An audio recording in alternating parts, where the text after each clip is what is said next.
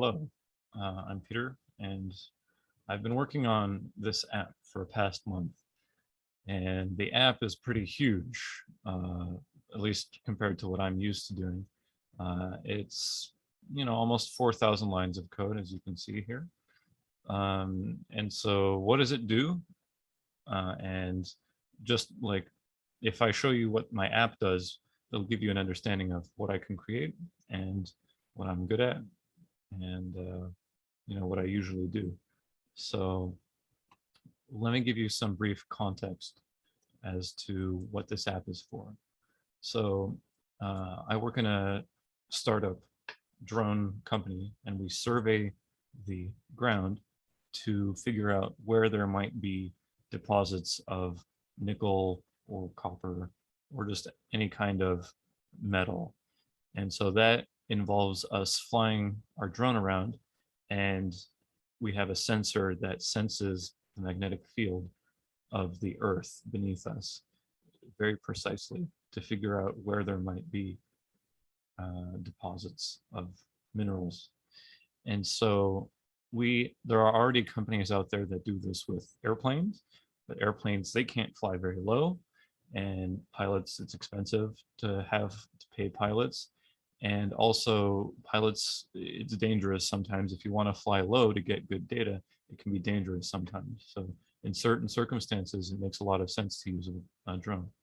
So this is not the exact model of drone that we use, but it's very similar.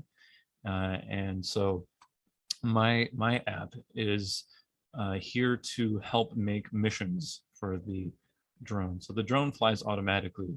You upload a program to it, which is a series of waypoints. It's a series of points that it has to go to. It's a series of instructions and settings that tell the drone how to fly, at what time, at what speed. And we need to make sure that we give the drone instructions that are correct, because if we give the drone the wrong instructions, these are very raw instructions, it might stall out, it might not fly, it might crash into a tree. The drone is smart, it can fly automatically, but we also know that it can't fly by itself without any kind of input from our part. So instead of being, as a pilot would control the drone in real time, we don't do that. We just give it all the right information to set it up for success, and then we monitor it as it flies. So it's flying automatically, but we have to give it the right data. And so the question would be, so here we have a mining company. It gives us information about where we have to fly.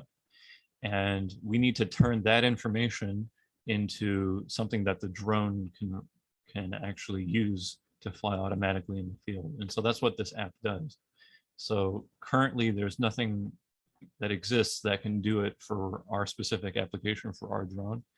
It's really tedious to set up these waypoint files. So companies would often give us two different kinds of things. They would either give us just coordinates of the area that they want us to fly in, and then they'd give us the lines of what particular lines to fly, but nothing about how it needs to turn, which lines in what order it needs to fly, which direction the lines need to be flown in. Also, we can't fly more than 50 kilometers in one go. Our drone doesn't have the batteries to do that. So we need to separate it into different flights. You can tell there's a lot of different restrictions. It gets very complicated. So we have to split it up into flights. Also, legally, we're not allowed to fly longer than a certain distance because we have to maintain visual line of sight. And beyond 2.5 kilometers, it's not just a speck in the sky, it just blends in with the rest of the sky. You can't tell, even on a very clear day, that there's actually a drone out there. And so there's all these restrictions. So let me show you the full graph here, the full flow graph. So the mining companies will give us instructions about where to fly. Our engineers and pilots know that the drone, for instance, cannot turn at more than a 150-meter radius, for instance. And our legal team tells us that we can't fly further than 2.5 kilometers.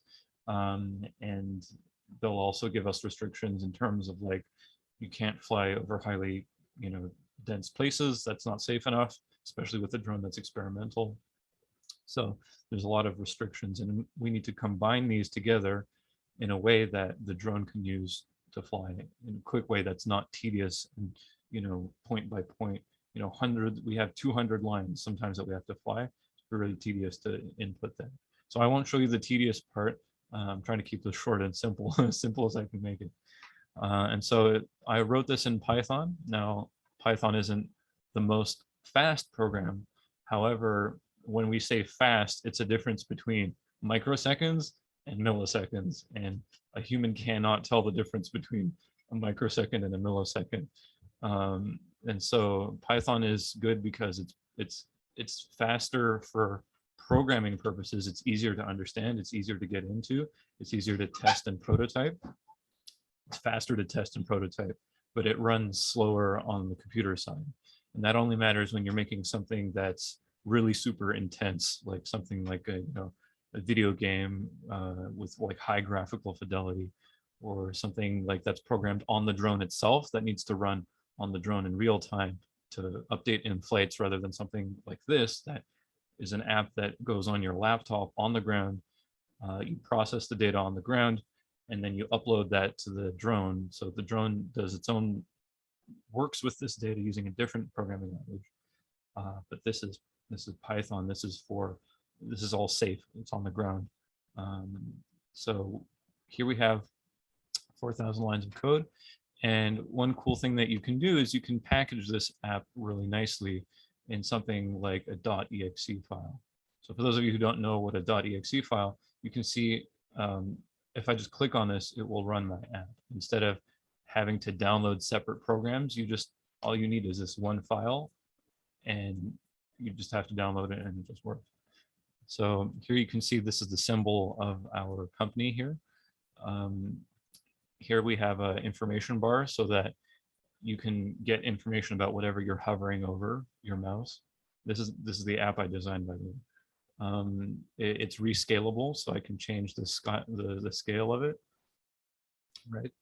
And so here it's asking me to load the KML file. So in newer versions of this app, I can upload coordinates. I haven't packaged that version yet. That version is still in the code. I can run this too right now. As you can see, when it loads up, here you can see create KML file is another option. So this is just a version that I'm working on right now. But this ready stable version that I have, it allows you to upload a KML file. So let me go into that a little bit deeper. What is a KML file? What is a .polygon file? What is the coordinates? So coordinates are basically just a general description of where we need to fly, like a big area. A .polygon file is something that is a shape, but it's an actual file that can be uploaded to this app. So on this version, when I create KML file, I can load a polygon file that looks like this. It's actually, the extension is .poly, like you can see in this flow chart here. It's .poly. A .kml file is actually something you can open up in Google Maps, for instance. It's a file that computers share with each other about map information. So sometimes mining companies give us just simple areas to fly in. Sometimes they give us much more specific files that contain the specific lines, and the app has to be able to deal with both. And that's why we have this option here, this option here. So basically an option to load a polygon file, an option to specify the corners of a polygon manually in latitude, longitude, or in eastings. Again, it's fairly complicated, but I'm trying to describe all of the various different things that my app can do. And like it converts, latitude and longitude into eastings and northings. You can also just upload a polygon file here. So also we have this version of the app.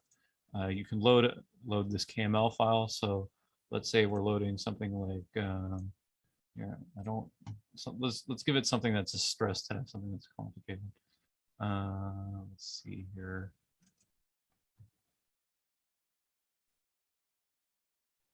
Yeah, so let's do this one. This is a raw file that we got from a mining company for a prospective place that we might fly. So this is a fairly realistic example. It's not just a random test that I made. So here you can see this is a file that we got from the company. And as you can see here in the bottom corner, when I hover my mouse over a particular coordinate, it will tell you what that coordinate is. This is longitude here. This is latitude here. And so you can see there's individual gray lines here. There's also a random line up here in the north. There's this random dot here in the north. So the Kml file that you gave us really isn't all that clean. So another thing that isn't clean about this is that we have these series of dots here. Now, if we just told the drone fly this, first of all, it won't work because these lines need to be connected, but these lines are only 100 meters apart. Here, by the way, here's another feature that's in my app. I can zoom in here. All right. We'll see the meters later. It converts this from latitude and longitude into meters later on. So you can see there's an extra dot here, but these flights are only 100 meters apart. So our drone doesn't have the capability to turn on such a tight dime. It's not safe to do that. And nor is it really worth having our drone be that agile. It's built for long range. So instead, my app picks up, the capability of being able to allow the drone to fly over multiple lines and then fly a complicated pattern in order to make sure that every single line gets flown exactly as the mining company specifies to us. So anyway, these lines are a bit dirty for whatever reason. So we can select auto clean. This runs an algorithm. Again, an algorithm. This is all something I made. This is an algorithm that looks at these points here and removes the extra points. If you give the drone extra points, it might mess with it.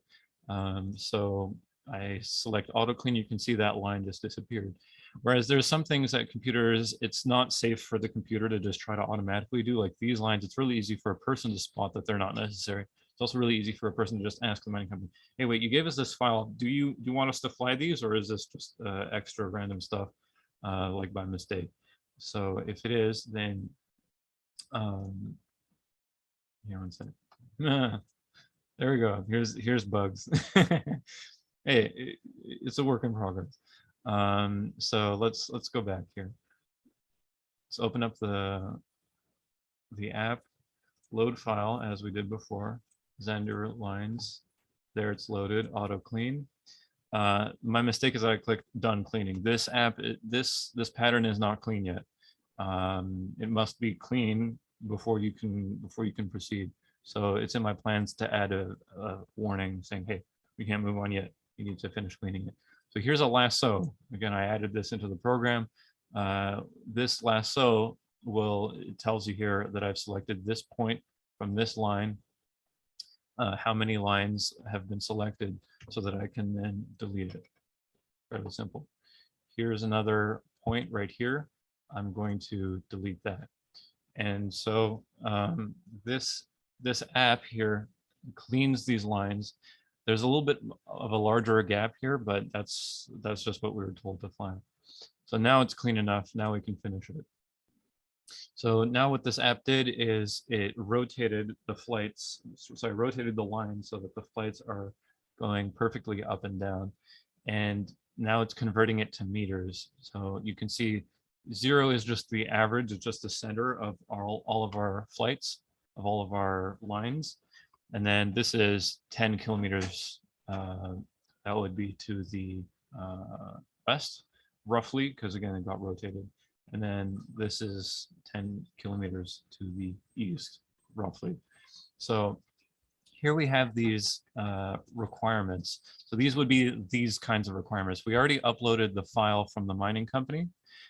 We already got the inputs from, so actually right now, these are the inputs from the legal team and the engineers. So they would input stuff like how long the line can be that we can fly, visually speaking. We cannot see from one end of this line to the other. So this needs to be split. That's this requirement. Target flight length. So our drone cannot fly for more than 50 kilometers before it runs out of fuel, and we need to land it before it does that. And again, when we say we need to land it, it's this app giving the drone instructions that now it needs to land because it's flown already however many kilometers. So usually it's, you know, beneath 50.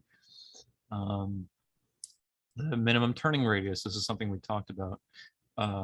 Here you can set it here. This is something that the app uses to plan out the route that the drone is going to take, line up and settling. So when we're flying, our sensor is hanging beneath the drone, the sensor that feels where the ore is beneath the ground. So while we're flying, if the payload that's beneath our drone is still swinging, it's not going to pick up very good data.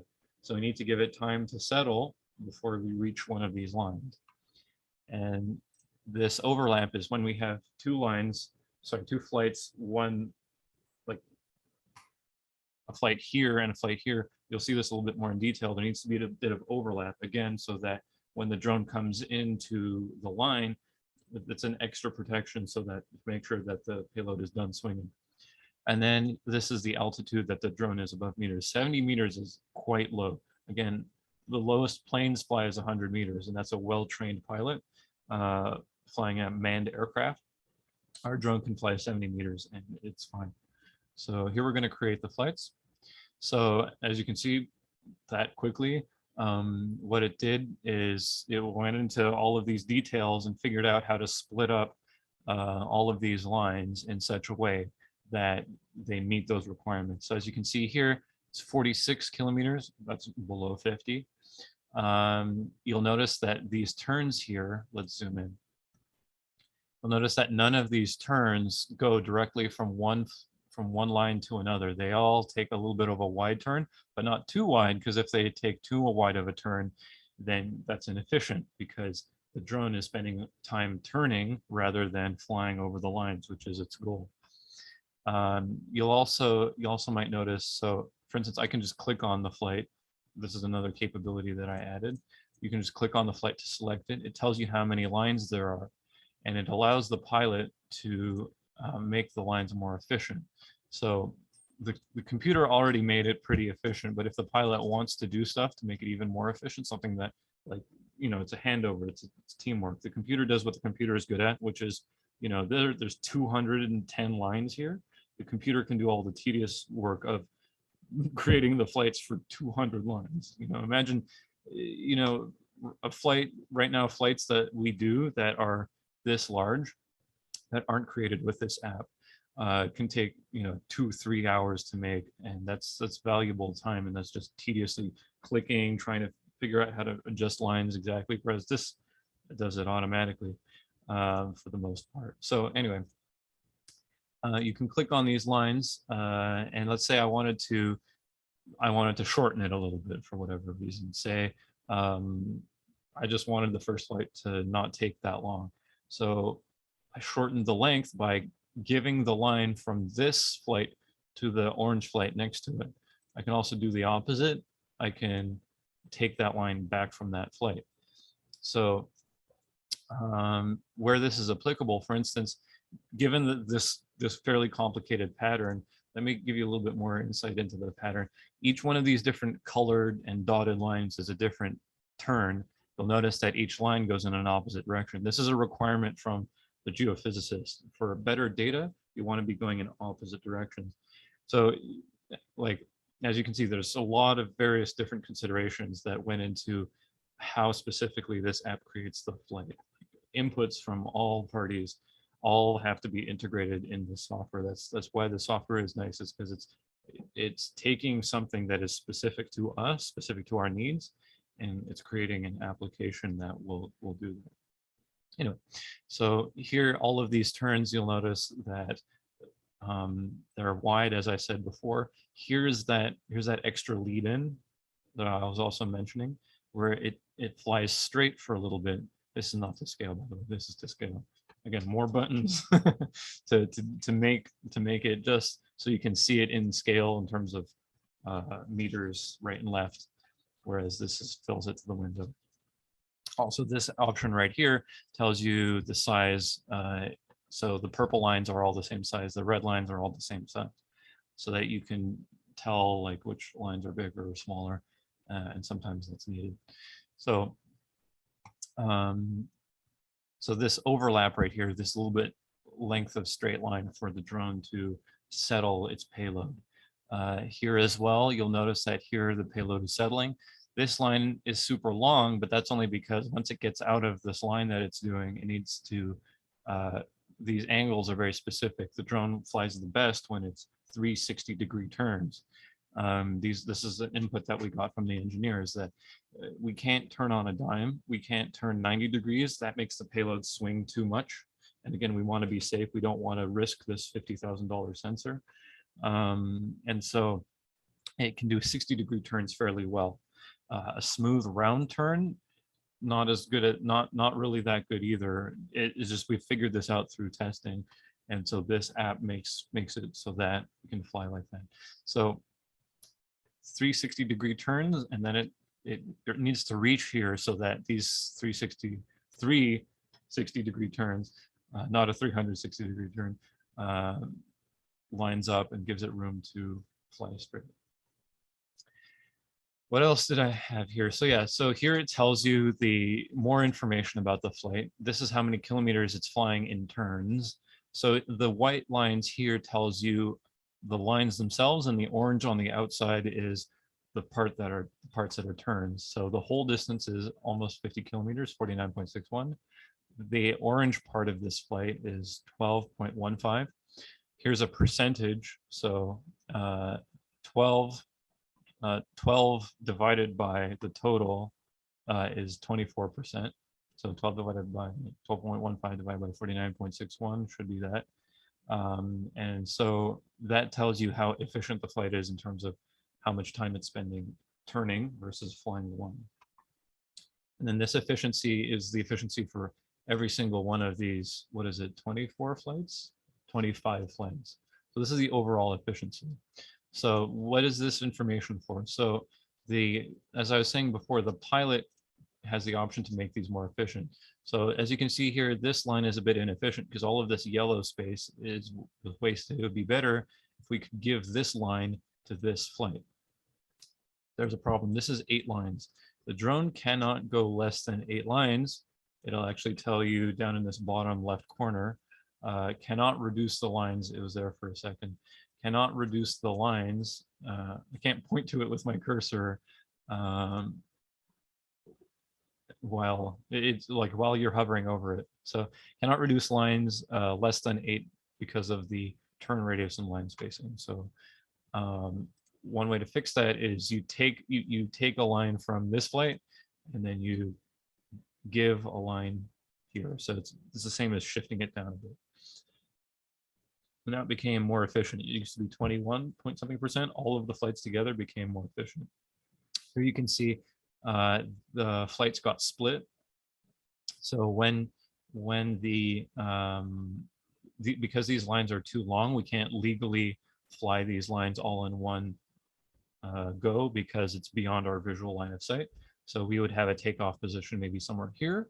We'd do this flight, and then at a later date, we'd come back and go at take off from here, and then fly this flight separately at a different time. And then these white marks indicate where the lines get split, and there's a bit of an overlap over this orange line and this yellow line. You can see they have a bit of an overlap. So I can keep on going here to make these more efficient if I want to, bring this number down a little bit. There's other considerations, again, that the company knows about as to the limits of this. For instance, this doesn't show you where it's taking off and the distance to the takeoff point, but that's not necessary because, I mean, I can spend programming something, I could spend 5 hours programming something that happens once a month and that it takes, 2 minutes for someone to do. Why would I automate that if it's not valuable to do that? So I automated things that are valuable in this app. It's a work in progress, but I'd say it's like 90% done. Just a few bugs here and there to crush, and I added more features in that other version of the app that I showed you. So anyway, so here you have all the flights separated out, nice color coded. Let's do the final thing, which is to output it to Waypoint.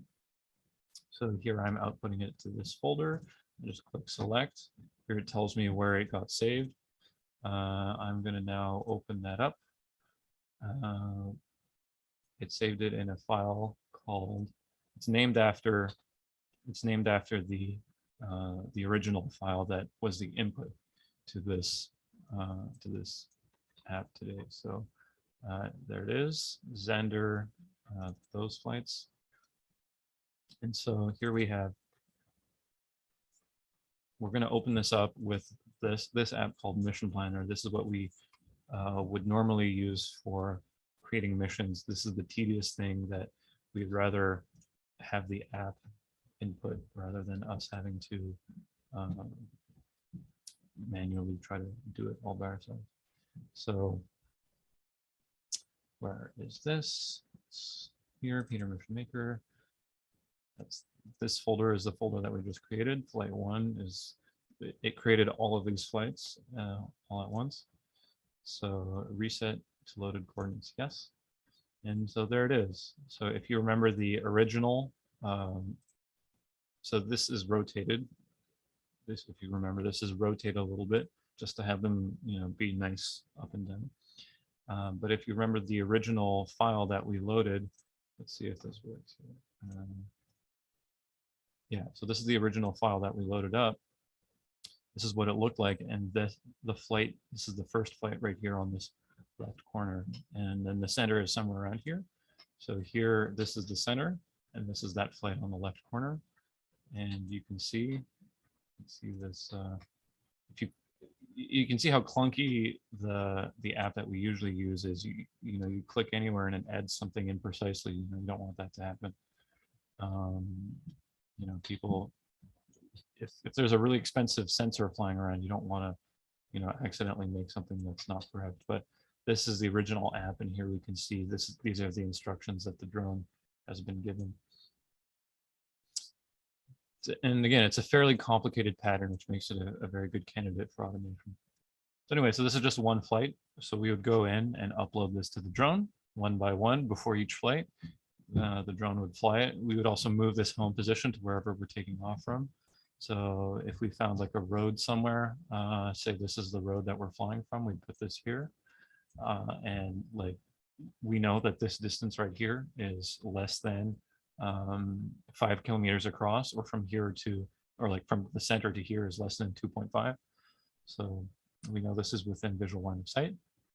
So if we took off from here, flew this whole flight and landed here, that's it. That's all we had to do. So, a lot of this, was me just talking to you, but if I was doing this on my own, or if a pilot had to do this on their own, it would take them like maybe 5 minutes and they can add changes to it, versus something that usually takes, 2-3 hours. So a lot of features, we went through a lot of features today of what my app does. I showed you the code. Let me show you it once again. It's skipping here, and that's because I've collapsed the code. So you can do that. You can collapse it so that it doesn't take up so much space. But see that it's